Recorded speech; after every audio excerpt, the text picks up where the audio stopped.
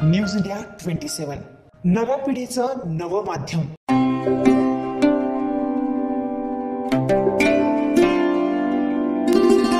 साई दत्त संस्थान तसेच ओम Sai friends circle यांच्या वतीनं शिव तसेच दत्तमूर्ती प्राणप्रतिष्ठा व कलशारोहण सोहळा मोठ्या उत्साहात संपन्न झाला। परमपूज्य श्री संत सद्गुरू जनार्दन स्वामी यांचे कृपापात्र शिष्य परमपूज्य श्री माधवगिरी महाराज यांच्या हस्ते कलश पूजन त्याचप्रमाणे मूर्ती प्राणप्रतिष्ठा संपन्न करण्यात आला। आदल्या दिवशी भव्य अशा मिरवणुकीचं आयोजन करण्यात आलं होतं। संपूर्ण पंचवटीतील पंचक्रोशीत अशा प्रकारची मिरवणूक न भूत न भविष्य अशा प्रकारची मिरवणूक काढण्यात आली होती। यामध्ये उज्जैन येथील कला पथक, आदिवासी पथक, ढोल पथक सहभागी झाले होते। त्याचप्रमाणे आबालवृद्ध महिला यांनी देखील या मिरवणुकीमध्ये मोठ्या उत्साहात सहभाग घेतला।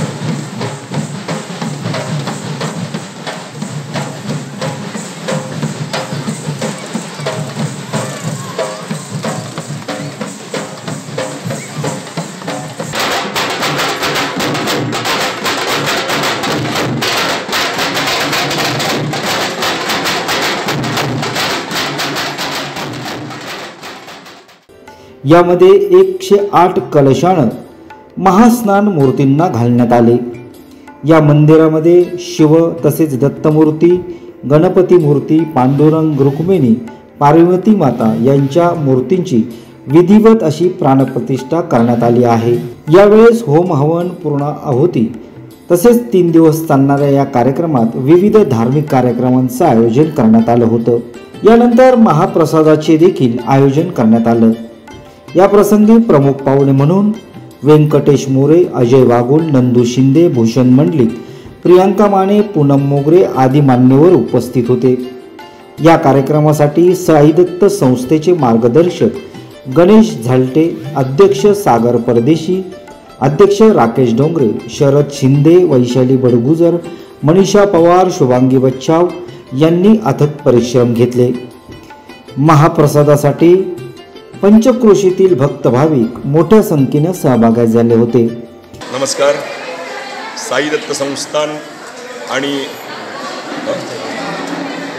ओम साई फ्रेंड सर्कल यांच्या वतीनं हा महासोहळा सुरू आहे।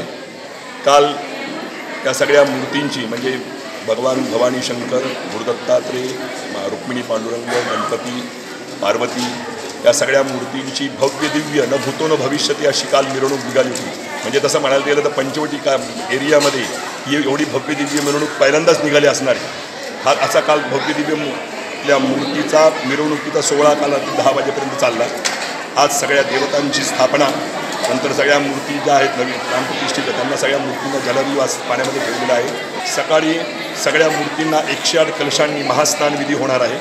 त्याच्यानंतर सगळ्या मूर्तींना शय्यादिवास धान्यादिवास केला जाईल। त्याच्यानंतर सगळ्या देवतांचं विशेष हवन केलं जाईल। हवनानंतर सगळ्या मूर्तीला आपण जे म्हणतो निद्रा, देवीची स्तुती करून निद्रा त्यांना द्यायची आपल्याला।